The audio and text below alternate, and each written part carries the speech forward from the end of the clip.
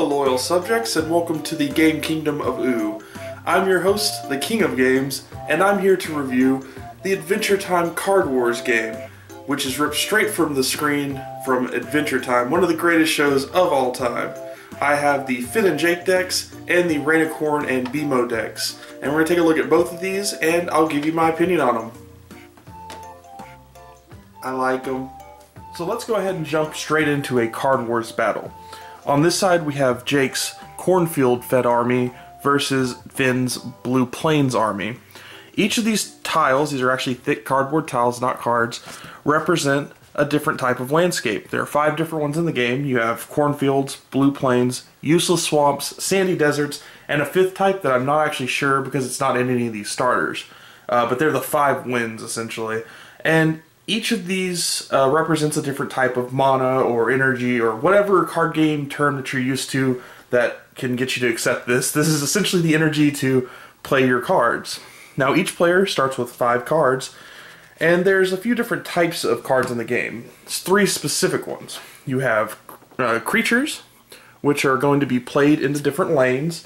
Each of these 4 spots is a lane, and the way this works is that when a creature attacks in a specific lane, they'll attack the opposing creature in that lane. So this works like a column. You could essentially make these separate, and this creature would attack whatever creature's in this spot. If there's no creature, it attacks directly to the opponent. And the opponent has 25 life. You're trying to reduce it to 0. That's the only way to win. Running out of cards, you don't lose the game for that. It's just taking them from 25 to 0. And creatures are going to be the main thing that help you do that. You also have spells. And spells are going to be able to support you. They can also deal damage as well, but they're one-time effects that essentially have a pretty big swing, and they can do something to help or hinder your opponent. And then they're discarded. And you have buildings. And buildings are actually permanent, but they're not played directly into lanes. They're actually played below here and kind of support whatever's in that lane. So the cornfield building lets you pay actions to steal random cards from your opponent's hand and play it at no cost. And you also have rainbow versions. So as you can see, these first cards here were all green. And that means that they go specifically with corn. You can see in the top right, there's a little corn symbol.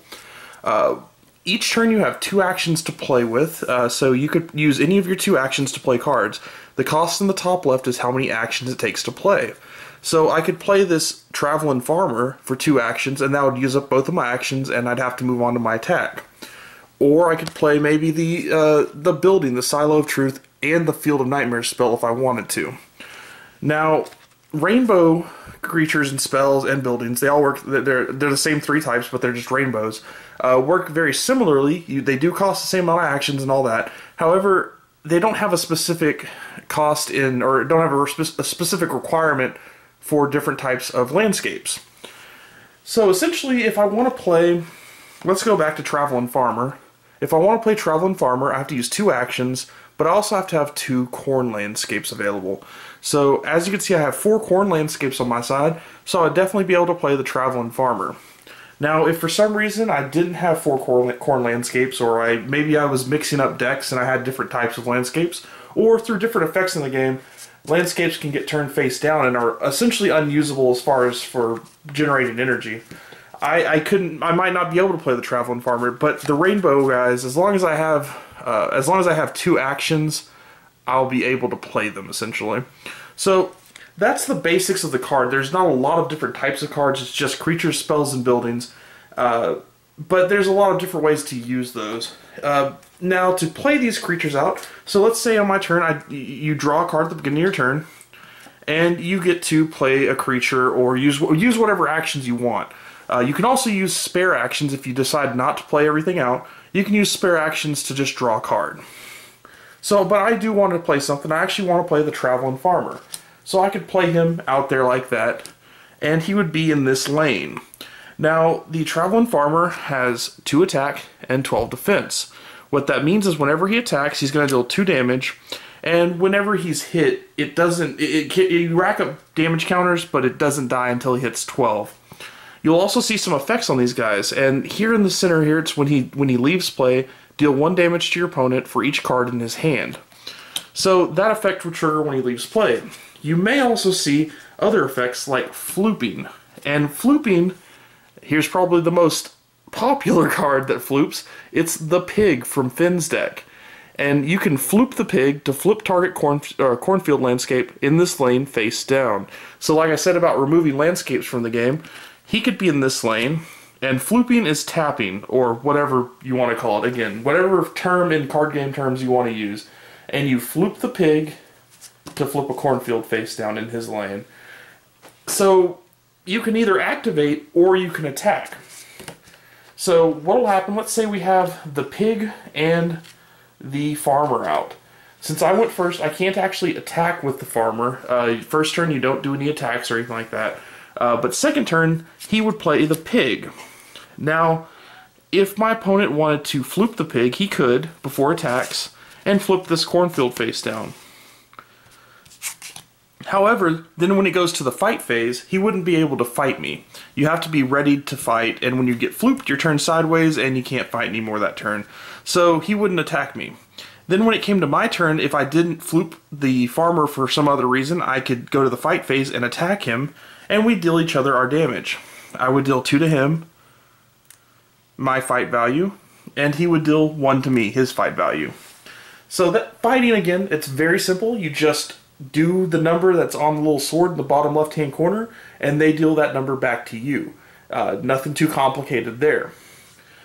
Really, none of this is going to be too complicated. The most difficult thing in the game is going to be combinations of effects. So, let's say, let's take Finn's deck, for example. So, as you play the deck a little bit more, you notice that the effects are going to interact really well with each other.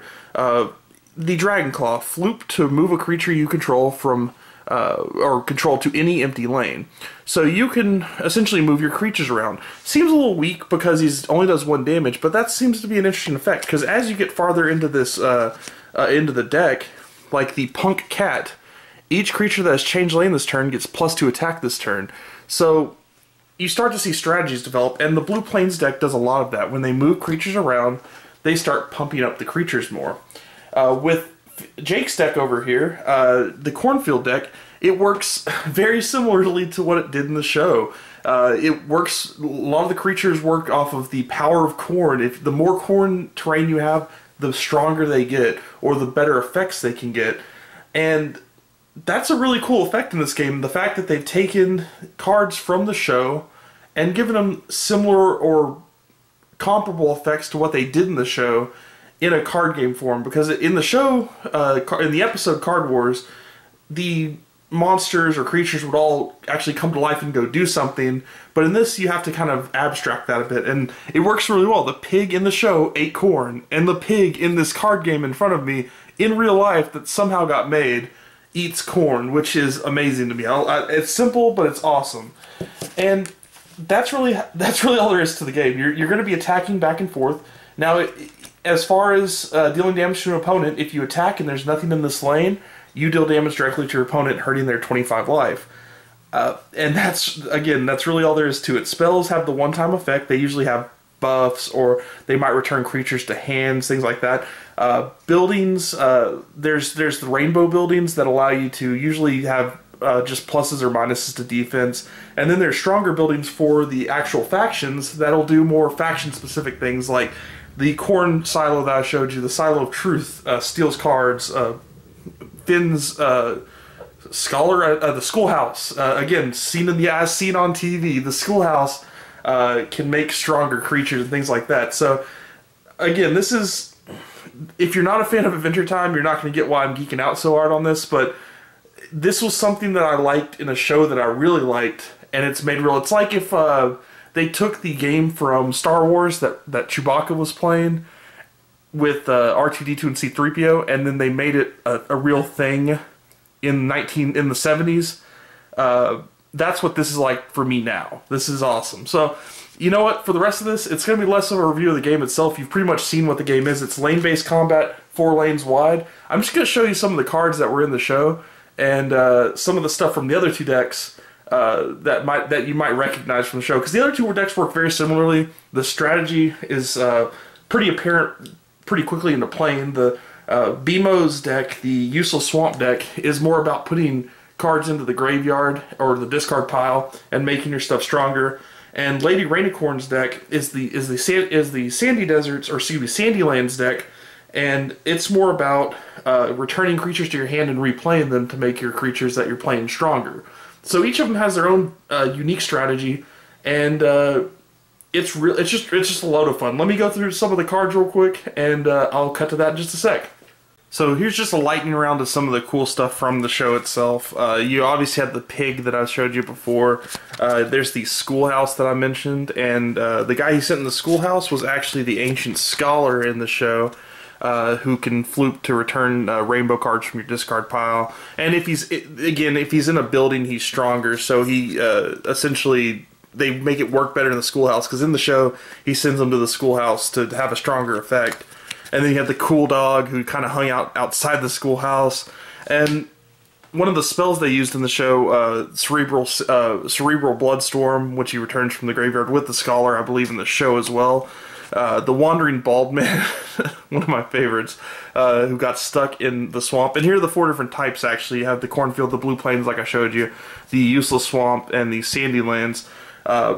And we have some more on the corn side. The Reclaim Landscape card to get back your cornfields.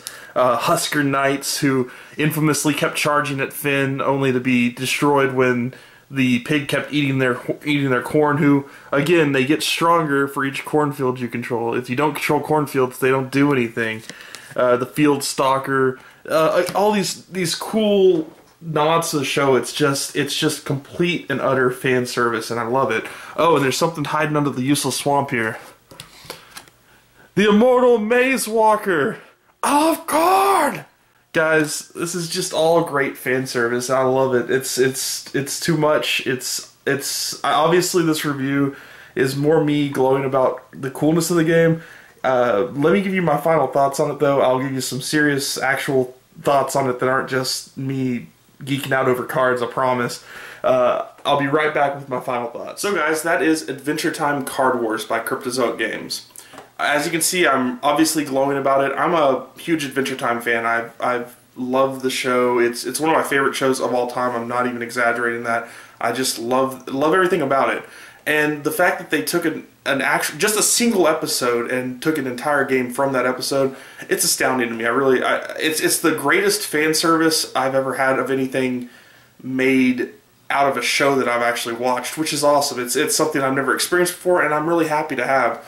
Now, if you're not a fan of Adventure Time, there's really not much to be found here. It's a good, light, fun 2-player card game, but there are a lot of light 2-player card games that have more general themes that you might enjoy more.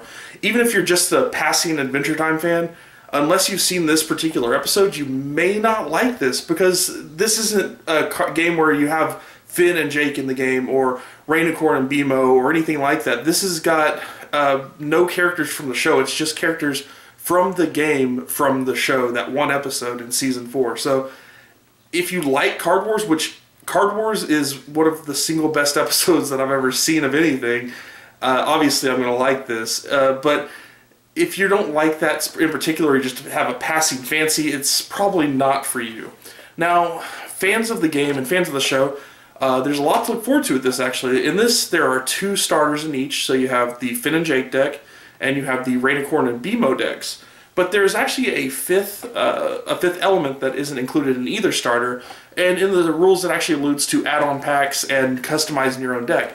So you can actually mix these up. You don't have to have 4 cornfields, 4 blue plains, etc., etc. You can actually have maybe 1 of each, or 2 of one, 2 of another. Kind of like the show, because in the show Jake had useless swamps and cornfields and things like that. So again, there's a lot of possibility here for customization, but it's a very light card game. If you have if you have children that are into card games, or maybe just getting into gaming, this would be a great introduction. If you don't want to jump them into something like Magic the Gathering or Netrunner or something heavy, it's super light. It takes all the elements of a classic collectible card game or living card game or just 2-player back and forth card game and distills it down to really basic elements. It makes attacking and defending extremely easy because it's all lane based. It's just creatures attack the creatures that are in front of them, or they deal damage to a player. Spells are all very easy. You pretty much get to play 1, 2, or 0 cards per turn. You might play more depending on your actions or whatever the cards do, but It's a very, very simple system, a very good beginner's game, but again, if you're not a fan of Adventure Time or the kid isn't a fan of Adventure Time, it's probably not worth it, honestly. I hate to say it, but this is 100% fan service, and it's amazing. I'm sorry, I really like it. It's not going to be like my highest rated game or anything like that. I can obviously recognize what kind of a game it is, but if you're a fan of Adventure Time, it's got to be in your collection just because it's nothing like this is going to come out again for anything that I like, at least. So guys, I definitely recommend Adventure Time Card Wars by Cryptozoic Games if you're a fan of Adventure Time. I hope you guys enjoyed that review for Adventure Time Card Wars. As always, you can follow us on Twitter at WG Tabletop and on Facebook at Weaponsgrade Channel. I'll see you guys next time in the cornfields.